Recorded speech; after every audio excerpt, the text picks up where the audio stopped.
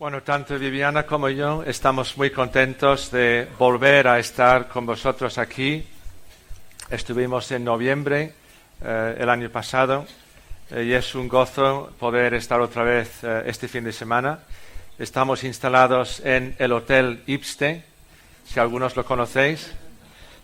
Estamos ahí para asistir a las conferencias anuales Cipriano de Valera que empiezan mañana y siguen hasta el jueves de esta semana. Pero ha sido bueno poder matar dos pájaros de un tiro, compaginando la conferencia con volver a estar aquí esta mañana con todos vosotros. Y bueno, saludos también de los hermanos ahí en Palma de Mallorca, donde estamos sirviendo al Señor. Vamos a leer entonces este primer capítulo de Primero de Samuel, donde nos vamos a basar en el mensaje hoy, Primero de Samuel, y leeremos el primer capítulo entero de este primer libro de Samuel.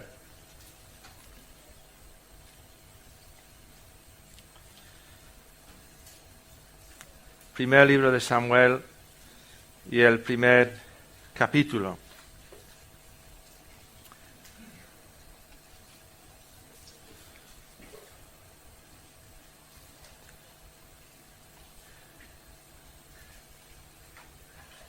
Hubo un varón de Ramataim, de Zofim, del monte de Efraín, que se llamaba Elcana, hijo de Jeroam, hijo de Eliú, hijo de Tou, hijo de Zuf, efrateo.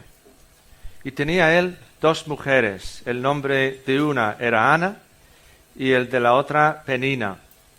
Y Penina tenía hijos, mas Ana no los tenía.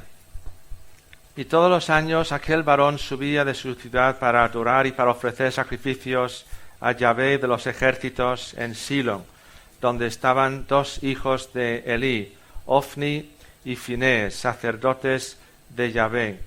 Y cuando llegaba el día en que Elcana ofrecía sacrificio, daba a Penina su mujer, a todos sus hijos y a todas sus hijas, a cada uno su parte. Pero a Ana daba una parte escogida porque amaba a Ana, aunque Yahvé no le había concedido tener hijos. Y su rival la irritaba, enojándola y entristeciéndola, porque Yahvé no le había concedido tener hijos. Así hacía cada año. Cuando subía a la casa de Yahvé, la irritaba así, por lo cual Ana lloraba y no comía. Y Elcana, su marido, le dijo a Ana, ¿por qué lloras? ¿Por qué no comes? ¿Y por qué está afligido tu corazón?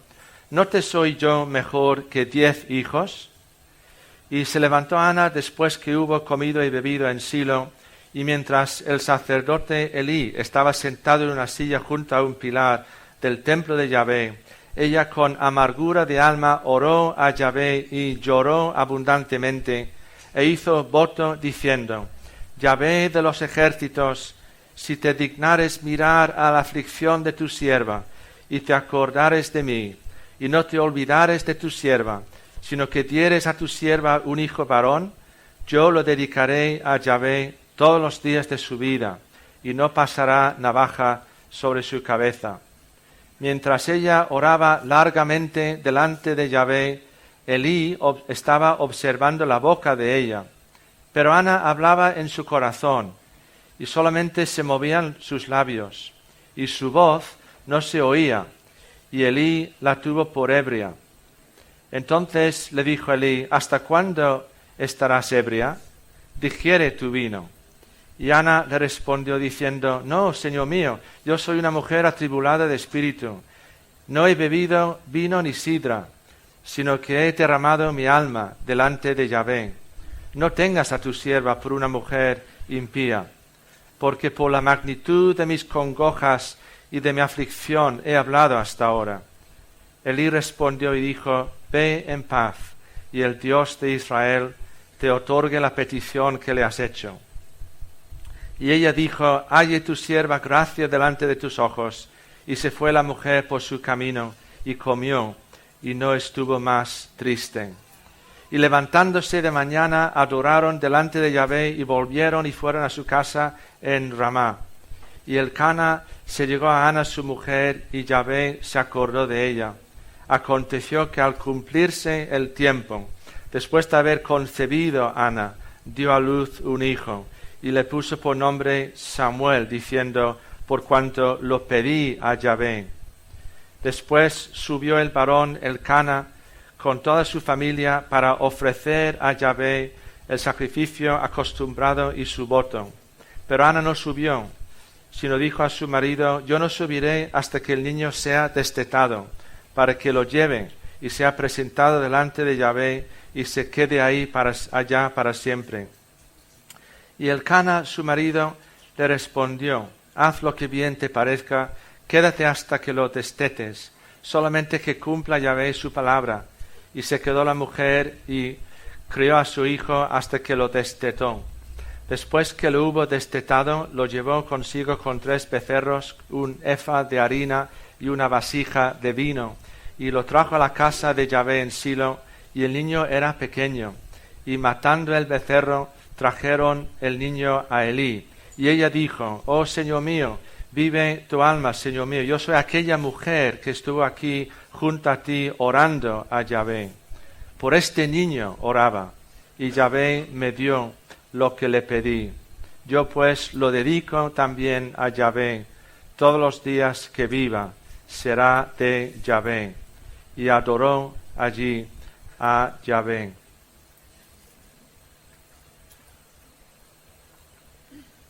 Todos los que somos creyentes, y aunque no lo seamos, sabemos lo importante que es la oración, ¿verdad?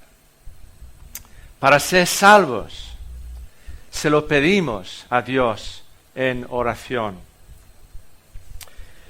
Y una de las primeras señales de vida espiritual es precisamente la oración, como fue el caso de Saulo de Tarso, cuando el Señor le dijo a Ananías, como prueba de su conversión, he aquí, él ora, no como había orado antes de conocer al Señor, ahora oraba de otra manera distinta porque era creyente de verdad, cristiano. Orar, dicen, es respirar espiritualmente. Nos comunicamos con Dios principalmente a través de la oración. La oración es uno de los principales medios de crecimiento espiritual. Si somos creyentes y si queremos crecer espiritualmente, la oración junto con la palabra de Dios es una de las cosas imprescindibles para que podamos avanzar y crecer en nuestra vida espiritual. Y la protagonista de este primer capítulo del primero de Samuel es Ana, una mujer de oración. Una mujer de oración. Ese es el título de este mensaje hoy. Ana, mujer de oración. Y lo voy a resumir usando 5 palabras clave. 5 palabras clave que van a ser los 5 puntos principales de esta predicación. La primera palabra clave es la palabra necesidad. Necesidad. ¿Por qué oramos? Hay muchas buenas razones para hacerlo, ¿verdad? El Señor es digno de que oremos a Él. Eso es lo primero. El Señor nos manda que oremos a Él. Sabemos que la oración nos hace bien. Es uno de los principales medios de gracia, cosas que el Señor usa para hacernos bien espiritualmente. Tenemos quizás la costumbre de orar y no todas las costumbres son malas. Hay costumbres malas y buenas. Y orar como costumbre es una buena costumbre. Y creemos que la oración funciona en el sentido de que no oramos en vano. El Señor realmente escucha nuestras oraciones y las contesta. Cuando oramos no estamos perdiendo el tiempo. Nuestras oraciones van más allá del techo donde estemos. La oración es algo que realmente Dios bendice y que Dios usa. Pero yo creo que en la práctica oramos sobre todo por necesidad. Oramos porque somos conscientes de que no podemos vivir sin orar. Necesitamos desesperadamente orar. Y por eso entre esas otras razones oramos al Señor. Si os pregunto, ¿cuándo oramos más? Seguramente la respuesta para muchos de nosotros es que oramos más cuando sentimos más la necesidad de orar. Quizás por alguna situación especialmente seria que estamos viviendo, o quizás que otra persona a quien queremos esté viviendo. Y cuando hay una situación urgente de enfermedad o de accidente o de lo que sea, esos son los momentos cuando solemos orar más que normalmente, porque la necesidad nos impulsa a orar. ¿Y cuando oramos menos? Si somos sinceros, yo hablo por mí, solemos orar menos cuando parece que todo va bien. No estamos pensando en ningún problema muy grande en nuestras vidas. Parece que el Señor nos está bendiciendo y estamos agradecidos, pero oramos menos por sentir quizás menos necesidad en ese momento de orar. El Señor usa la necesidad para hacernos orar, y para hacernos orar más y mejor, y para hacer de nosotros mujeres y hombres de oración. Y ojalá, dejadme que lo diga ya, ojalá que el Señor nos haga a todos los que somos creyentes aquí, mujeres y hombres de oración. Hay pocas cosas más importantes que esto, que podamos ser de verdad hombres y mujeres de oración. Es fácil decirlo, pero a que no es tan fácil que lo seamos, no. Y con Ana, con esta mujer de quien hemos leído aquí, fue así. ¿Cómo llegó Ana a ser una mujer de oración? Creo que fue por su necesidad, sobre todo. Y bueno, si sabemos algo de su historia, lo podemos resumir en pocas palabras. Entre otras necesidades o dificultades que ella tenía en su vida, primero tenía que compartir su marido. Intentemos, los que estamos casados, imaginarnos en su lugar. Tiene que compartir el amor de su vida, su marido, con otra esposa. Él no era solo para ella, era para ella y para otra. Compartir el marido, compartir a nuestra esposa. Es una cruz muy dura para alguien en esa situación, que también hoy habrá quizás personas en situaciones parecidas, aunque haya pocas. Ana, como todos sabremos, no podía tener hijos. Y lo que hemos leído lo subraya una y otra vez. Versículo 2 al final, mas Ana no los tenía. Versículo 5 al final, Yahvé no le había concedido tener hijos. Versículo 6 otra vez al final, Yahvé no le había concedido tener hijos. El autor está subrayando esta cruz con la cual Ana tenía que vivir su vida hasta este momento. Además, su rival, la otra esposa de su marido, Penina, tenía muchos hijos. Había, por lo tanto, un contraste muy grande entre ellas dos. Ana no podía tener hijos, sin embargo, Dios había bendecido a su rival, a Penina, con un montón de hijos. Si os fijáis en el versículo 4, se habla, hablando de Penina, se habla de todos sus hijos y de todas sus hijas. Yo entiendo que la palabra todos y todas implica más de 2 de cada sexo. Tenía por lo menos 3 hijos varones y 3 hijas, 6 o más hijos en contra del 0 hijo o hija de parte de Ana. Un contraste muy grande. Y además, Penina le hacía daño, se metía con Ana deliberadamente para hacerle aún más daño. Bueno, son algunos de los detalles del sufrimiento de esta mujer de Dios, que era Ana. Pero, ¿sabéis? Fue en esa escuela del sufrimiento, compartiendo a su marido, sin hijos, viendo a los 6 o más hijos de su rival, recibiendo ese daño deliberado de su rival, pero fue en esa escuela del sufrimiento donde Ana aprendió a orar y donde llegó a ser una mujer de oración. Muchos de vosotros habréis oído hablar del conocido predicador americano John Piper. Y él tiene una frase que él ha usado mucho durante su ministerio. Ahora está jubilado en teoría, aunque no en la práctica. Pero John Piper, en sus libros y predicaciones, muchas veces él habla de no desaprovechar nuestras vidas. En inglés, don't waste your lo que sea. En español sería no desaproveches lo que sea. Y él ha usado esta frase en diferentes situaciones.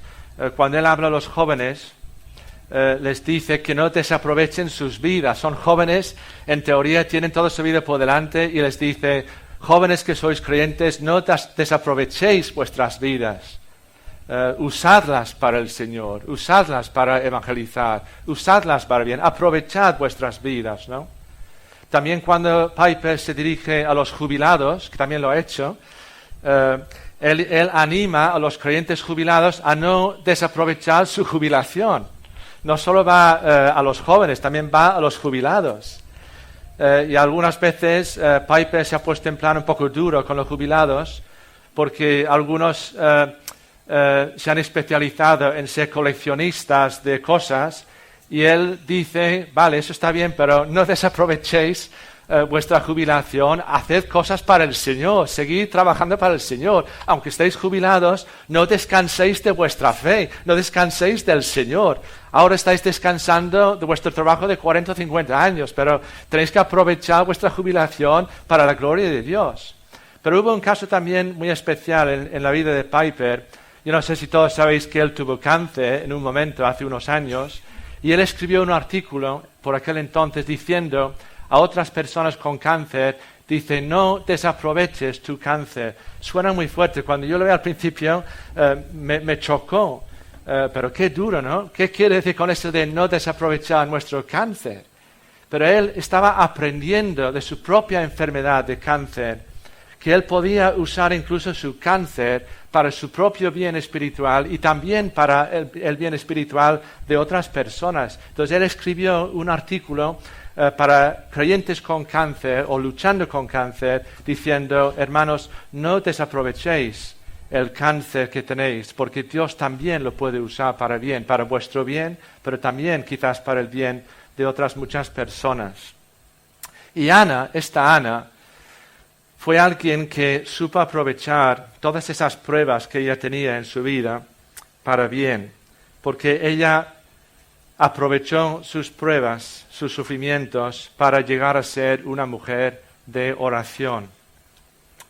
Y esa es la primera idea que he querido compartir con vosotros, y es la palabra necesidad. Y es que Dios quiere usar tus necesidades y las mías para que aprendamos a orar, para que aprendamos a orar mejor, de otra manera, para que podamos llegar a ser, como Ana, mujeres y hombres de oración. Estamos dispuestos esta mañana, pensando en los problemas que podamos tener cada uno, a dejar que Dios utilice la necesidad, el problema, la prueba, el sufrimiento, la tribulación, lo que sea, para convertirnos en verdaderos hombres y mujeres de oración. La segunda palabra clave es la palabra corazón. Primero, necesidad, y en segundo lugar, la palabra corazón. Y también lo voy a decir enseguida en una frase cortita. Si no es con el corazón, no es oración. Pensemos sobre esas palabras, son fáciles de entender. Si no es con el corazón, entonces no es oración. A veces los que somos cristianos evangélicos o protestantes criticamos los rezos, ¿verdad?, de nuestros vecinos católicos o de cualquier otra religión o de cualquier otra fe. Pero yo digo, ¿acaso nosotros no rezamos también? Vale, nosotros lo hacemos de forma más informal, más espontánea, cerramos los ojos. Pero no es verdad que muchas veces usamos las mismas palabras una y otra vez sin pensar, sin sentir lo que estamos diciendo supuestamente al Señor. Pero ¿cómo oraba Ana, esta mujer de oración? Ana sí que no rezaba. Ana no recitaba oraciones. Ana oraba de verdad, oraba de corazón. ¿Dónde vemos eso aquí en este capítulo? Pues lo vemos en todas partes. Versículos 9 y 10 dice que se levantó Ana después que hubo comido y bebido, y dice que mientras el sacerdote Elí estaba sentado en una silla junto a un pilar del templo de Yahvé, ella, ahora fijaos, con amargura de alma, oró al Señor y lloró abundantemente. Eso es orar con el corazón. Ella mezcló sus palabras de oración con sus lágrimas, de su dolor, de lo que estaba viviendo. Fijaos en el versículo 11, donde tenemos algunas de las palabras que Ana usó delante de Dios.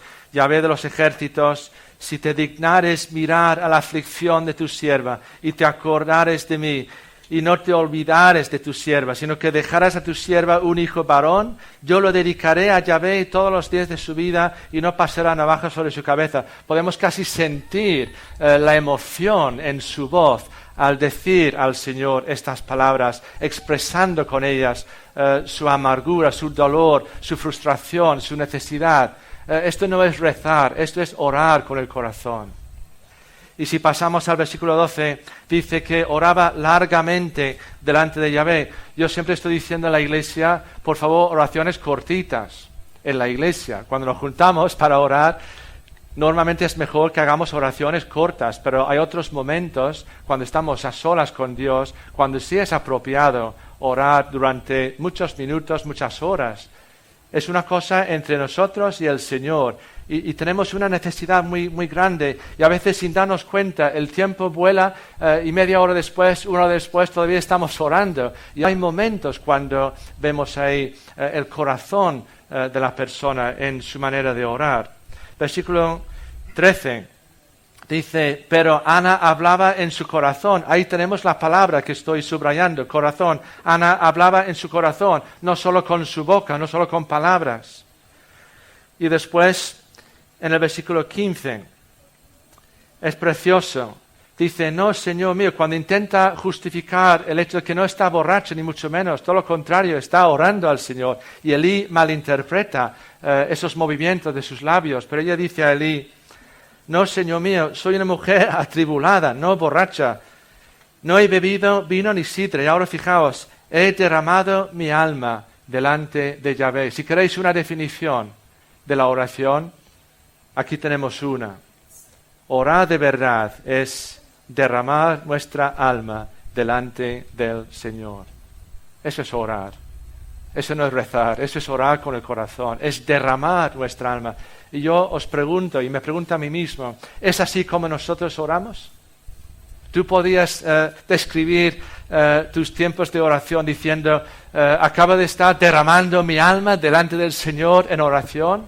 ¿O es que solamente vamos por la mecánica y por la rutina, pero sin sentir lo que estamos haciendo, lo que estamos diciendo? No hay nada más fácil que hacer oraciones aceptables, oraciones que están bien, que son correctas. Y eso también es bueno. Pero orar de verdad implica usar dos cosas muy importantes, la cabeza y el corazón. Si queremos orar, tenemos que pensar lo que estamos diciendo y tenemos que sentirlo. Cuando no lo sentimos, falta lo más importante, falta el corazón. Y si no está el corazón, no es entonces oración. Vamos a pasar a la tercera palabra clave. Hemos visto necesidad, hemos visto corazón. Y ahora en tercer lugar es la palabra confianza.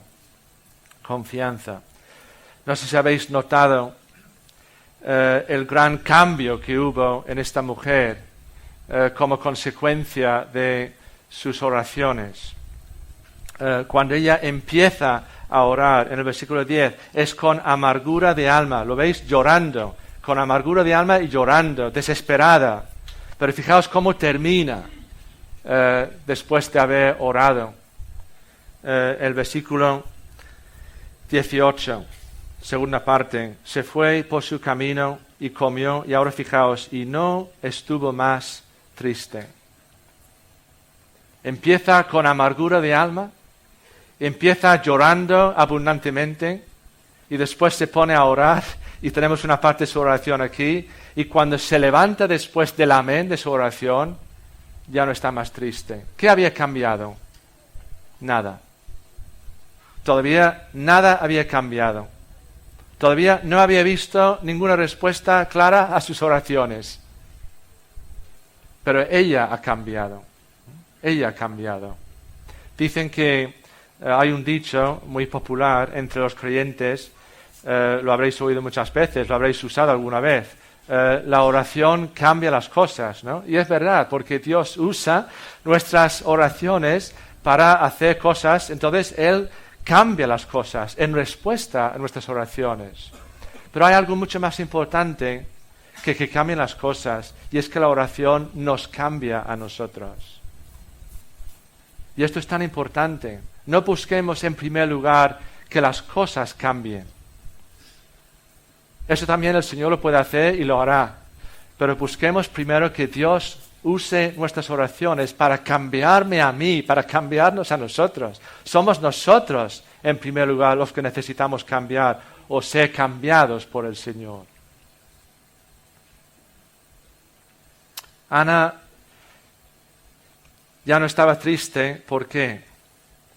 Porque había dejado su carga con el Señor. Señor, toma tú mi carga, toma tú mi preocupación, toma tú mi frustración de no poder ser madre, toma tú todo esto, yo confío en ti, sé que tú sabes todo, que tú lo puedes hacer y lo voy a dejar en tus manos y ya está. La palabra de Dios nos anima a echar nuestras cargas sobre Él. Y citamos esas palabras de 1 de Pedro, echar nuestras cargas sobre el Señor, pero qué difícil es en la práctica. ¿Cuánto nos cuesta dejar nuestra carga? Cuando dejamos nuestra carga con Él, se produce un cambio en nosotros.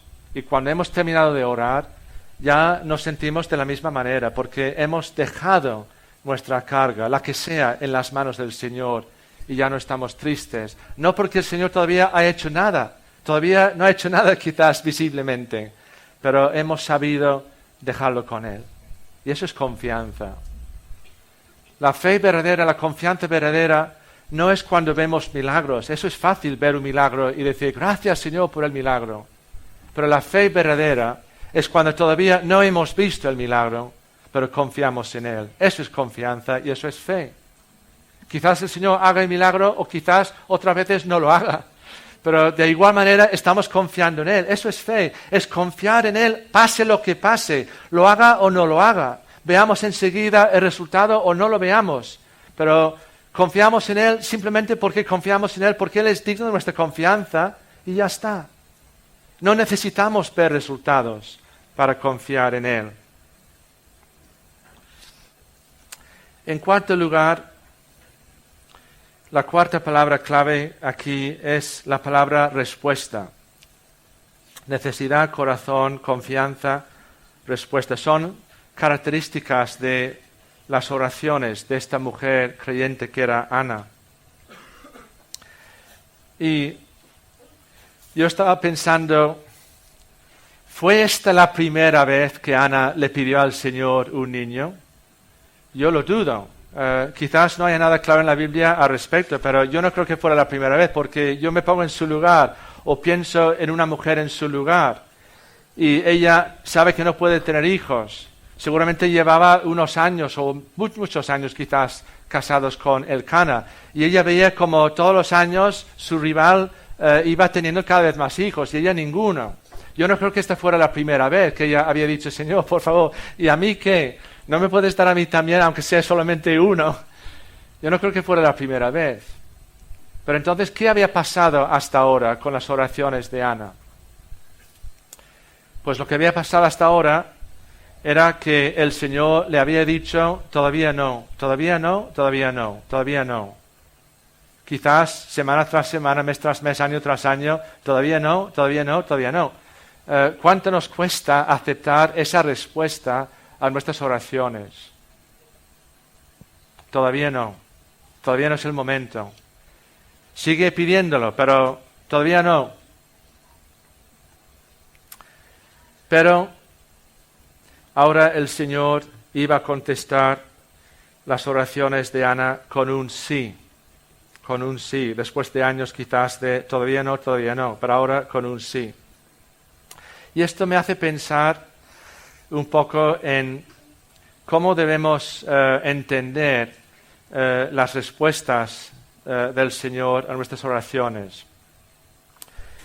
Y yo creo que cuando oramos al Señor, cuando le pedimos cosas al Señor, pueden pasar 4 cosas.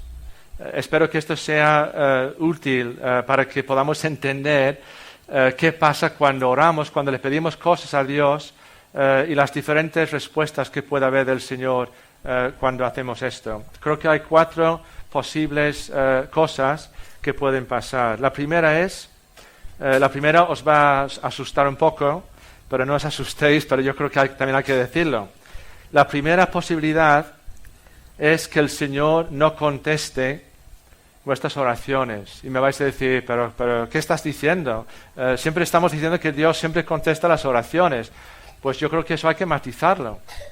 Creo que hay situaciones en las cuales el Señor no contesta las oraciones. Por ejemplo, hay un versículo en los Salmos que dice más o menos, si yo tengo pecado en mi vida y no me he arrepentido de ese pecado, pues quizás Dios no conteste mis oraciones. Lo dice el salmista, Salmo 66, 18. Si yo tengo iniquidad, tengo pecado y lo sé y no tengo ningún interés en arrepentirme de ese pecado, pues estoy siendo hipócrita pidiendo cosas al Señor.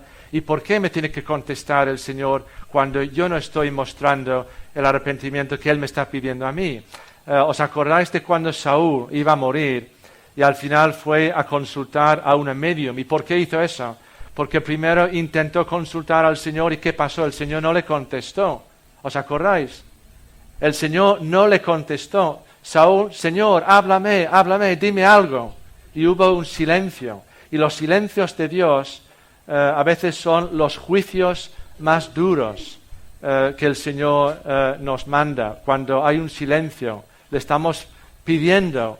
Y no es que diga ni sí, ni no, ni todavía no. Simplemente hay un silencio. Y ese silencio a veces es un juicio de Dios cuando hay pecado del cual no queremos arrepentirnos, no queremos cambiar.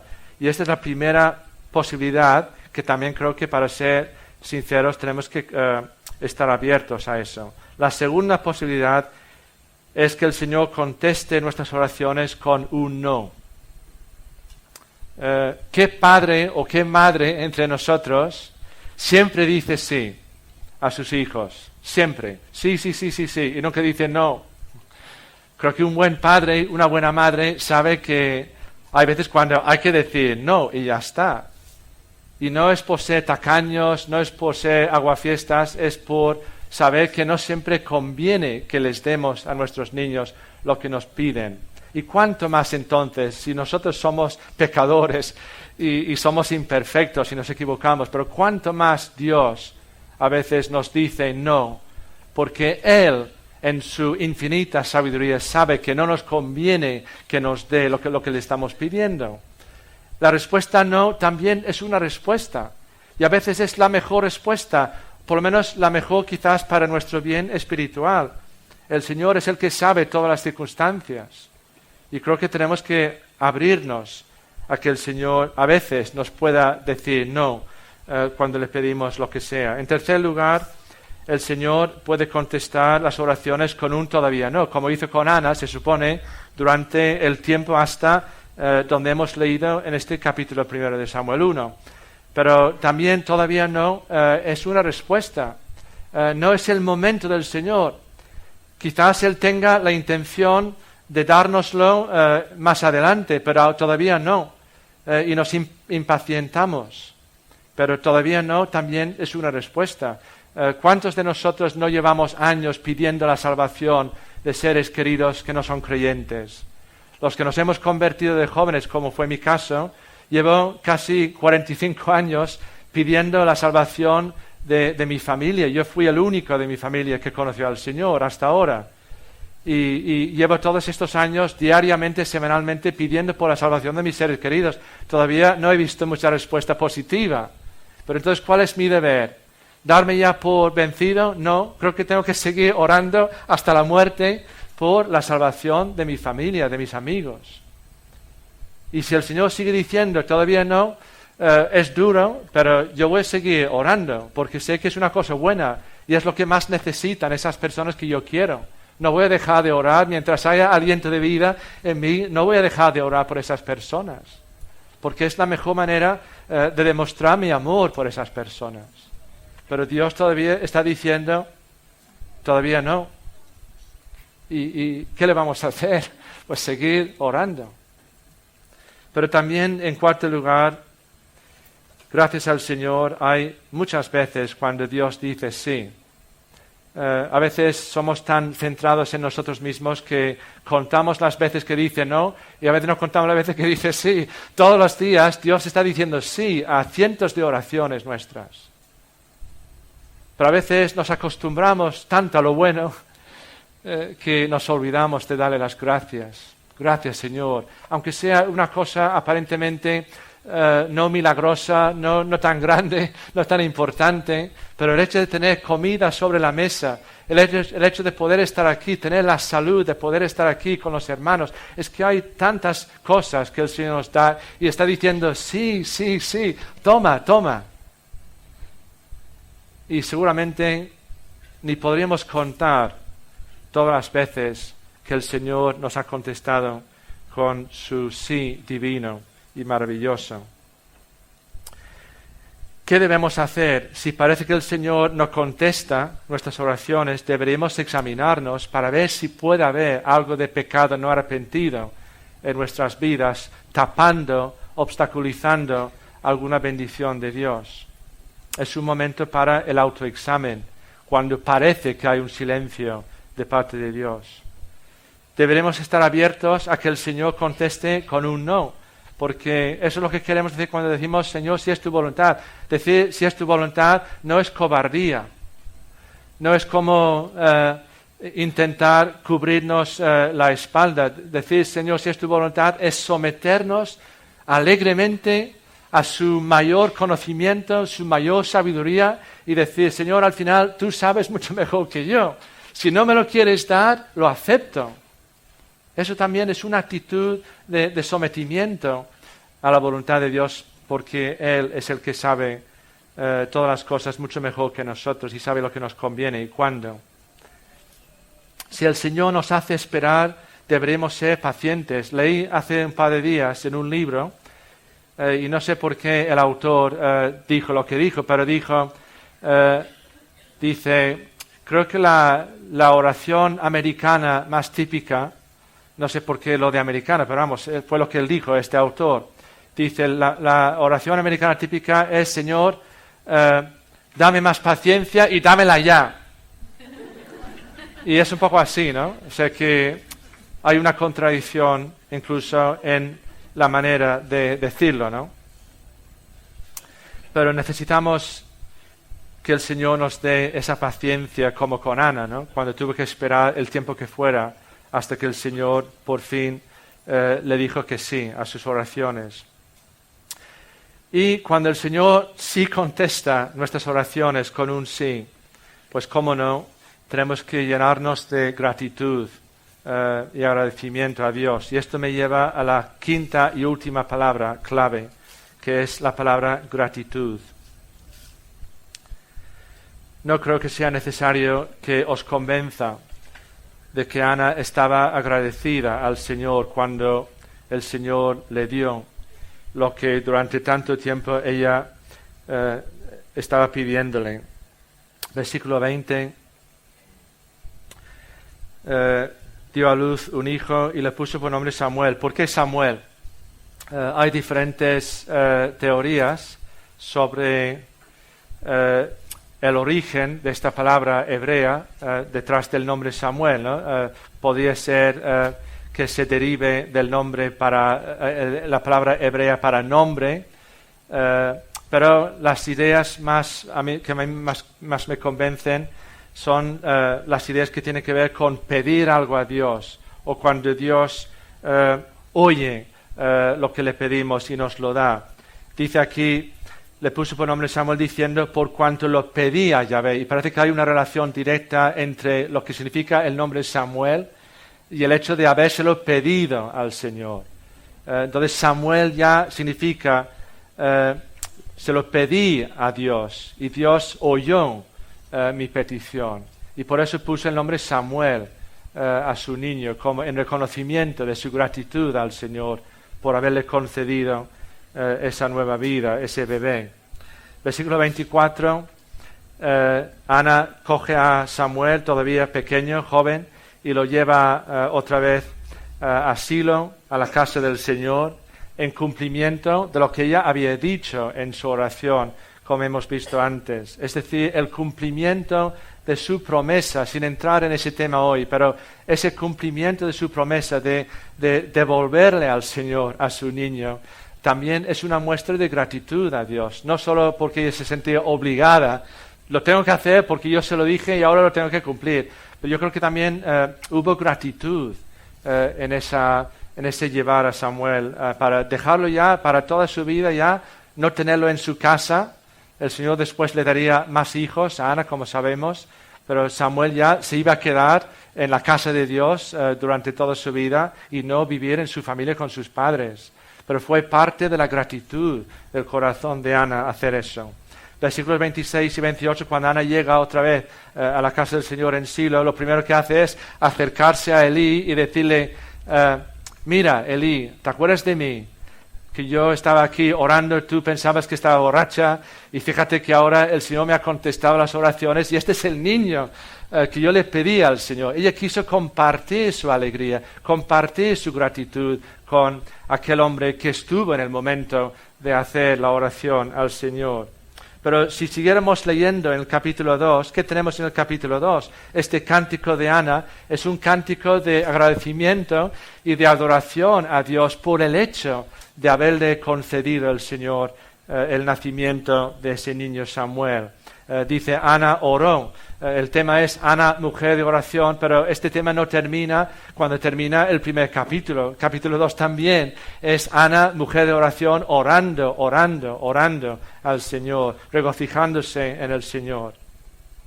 Yo diría que muchos de nosotros hacemos más bien oraciones de petición.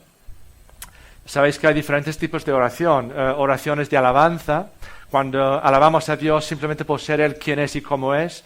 Oraciones de gratitud, gracias Señor por haber hecho esto. Oraciones de confesión de pecado y oraciones de petición y de intercesión. Pero si pensamos en esas categorías, ¿cuáles son las oraciones que muchas veces están ausentes? Oraciones de confesión de pecado. Pero también creo que muchas veces pedimos más de lo que alabamos a Dios. Si hiciéramos la cuenta de nuestras oraciones, quizás 80 o 90% serían oraciones de pedir, pedir, pedir, pedir. Y es bueno que pidamos también. Pero faltan a veces oraciones de gratitud al Señor. No siempre nos acordamos de volver al Señor cuando nos ha dado lo que le hemos pedido. Y no siempre nos acordamos de darle las gracias, y no solo de darle las gracias, sino de demostrar nuestra gratitud. Ana no se limitó solamente a decir, gracias Señor por este niño. Además de decírselo, Ana demostró con sus hechos, con lo que hizo, su gratitud. Es fácil a veces decir la palabra gracias, pero Ana nos enseña que hay que hacer más que solo decir las palabras. Hay que demostrar con nuestras vidas que estamos agradecidos al Señor. En medio de la euforia de ver nuestras oraciones contestadas, no nos olvidemos de darle gracias al Señor. Bueno, vamos terminando. El tema ha sido Ana, mujer de oración. Hemos visto esas 5 palabras clave: necesidad, corazón, confianza, respuesta, gratitud. Y no quiero terminar sin decir solamente una cosa más. Y es que estas 5 palabras clave también contienen el mensaje del Evangelio. Es decir, lo que tenemos aquí, además de lo que hemos visto, tenemos una preciosa ilustración de lo que es el mensaje del Evangelio, el mensaje de Jesús y cómo Él nos salva de nuestros pecados. Porque la salvación, ¿por dónde empieza? Sintiendo la necesidad de ser salvos. Si no sentimos esa necesidad, no vamos a ir al Señor para pedirle que nos salve, para clamar a Dios, Señor, sálvame, perdona mis pecados. Para hacer eso, tiene que ser por sentir una necesidad. Y a veces cuando se predica un evangelio superficial, la gente no se siente necesitada de ninguna salvación, porque no estamos tocando eso. Vamos directamente, si quieres ser feliz, pues cree en Jesús y serás feliz, pero no estamos dándoles motivos para sentir la gran necesidad espiritual que tienen por el hecho de ser pecadores. Si no ayudamos a la gente a sentir su necesidad, no van a entender, no van a apreciar, valorar la buena noticia del Evangelio. Pero después hemos visto la palabra corazón. Cuando alguien se siente necesitado del Evangelio, tiene que acercarse a Dios, pero con el corazón, de forma sincera, como hizo Ana sobre este tema de sus oraciones. Pero también en el Evangelio, en la salvación, el pecador tiene que acercarse a Dios, no simplemente repitiendo frases, ¿no?, sino yendo con el corazón a Dios, como aquel publicano en Lucas 18, Dios, sé propicio a mi pecador. Solo unas pocas palabras, pero en esas pocas palabras vemos el corazón de un pecador que sentía su necesidad de la misericordia de Dios. Confianza. ¿Qué es la conversión? Es arrepentimiento y es fe. Y fe es confianza. Cuando recibimos el regalo de la salvación, confiamos en Jesús como nuestro Salvador. Ana se fue ya no triste, porque había dejado su carga con el Señor y así se fue a su casa contenta, sin haber visto todavía la respuesta a sus oraciones. Pero también cuando nos convertimos a Cristo, confiar en Él significa, aunque no sintamos, a veces la gente dice, yo le he pedido a Dios no sé cuántas veces que me salve, pero no he sentido nada todavía. Pero no esperes a sentir nada. Lo que hace falta es fe, no sentimientos. Si también te emocionas, pues gloria a Dios, pero aunque no te emociones, confía en Jesús como tu Salvador. Aunque no sientas nada, pero confía en Él, porque Él es el que te puede salvar. Y luego la siguiente palabra fue respuesta. Y dice la palabra de Dios que cuando nos acercamos a Dios por necesidad, con el corazón y confiamos en Jesús, dice que Dios nunca nos rechaza, nunca echa fuera a nadie que se acerque a Él de corazón. Si tú estás en esa situación esta mañana, ¿a qué esperas? Solo tienes que entender esta buena noticia del Evangelio y pedírselo a Dios, pedirle la salvación y simplemente confiar en Él. Y Dios ha dicho en su palabra que Él contestará siempre esa oración sincera y Él nos salvará. Y la última palabra que hemos visto es gratitud. ¿Qué es la vida cristiana? No sé lo que es, pero lo que debería ser es una vida de gratitud. Ahora lo que hacemos ahora no lo hacemos en plan de a ver si me gano la salvación. Sabemos que la salvación me la ganó Cristo. Yo no tengo que hacer nada para ganarme la salvación. Pero entonces, ¿qué hacemos como cristianos? Respondemos a la gracia de Dios, al amor de Dios con gratitud. La vida cristiana debería ser, en primer lugar, una vida de agradecimiento al Dios que nos ha salvado. Es la mayor motivación. Señor, tú me has salvado. ¿Qué menos que consagrar mi vida a ti, servirte, predicar el Evangelio, ser un hombre y una mujer de oración? Quiero ser más santo. Y todo esto no para ganarme puntos para el cielo, sino porque tú has hecho tanto salvándome a mí. Lo único que yo quiero hacer ahora es vivir mi vida como un ofrecimiento de adoración, de amor, de gratitud por lo que tú has hecho, por lo que tú me has regalado, dándome la salvación en Cristo. Todo lo que hemos visto, por lo tanto, en el caso de Ana, además de enseñarnos cómo podemos llegar a ser o cómo podemos crecer como hombres y mujeres de oración, también aquí tenemos esta ilustración del mensaje del Evangelio: necesidad, corazón, confianza, la respuesta de Dios y después la respuesta nuestra a Él de gratitud. Vamos a orar al Señor. Señor, gracias por tu palabra, gracias por ti, Señor. Señor, que tú hagas por tu Espíritu, que tu palabra obre en mi corazón y en nuestros corazones, en nuestras vidas, que no salgamos igual que hemos entrado, que tu palabra produzca ese efecto, ese impacto sobre cada uno de nosotros. Tú nos conoces perfectamente a todos, tú sabes los que son creyentes, tú sabes los que te están buscando todavía, tú sabes todo acerca de nuestros sufrimientos y problemas y preocupaciones, y nos alegramos de poder echar nuestras cargas sobre ti, Señor, y confiar en ti, aun sin ver a veces resultados o respuestas visibles, pero sabiendo que tú nos escuchas, que tú sabes lo que haces, que tú tienes todo poder en tus manos soberanas, Señor, y nos inclinamos y nos postramos ante ti. Señor, haznos más como Ana, haznos más mujeres y hombres de oración, de verdad, Señor, y que nuestra vida entera sea una respuesta de corazón a tu inmenso amor por nosotros, porque te lo pedimos en el nombre de Jesús. Amén.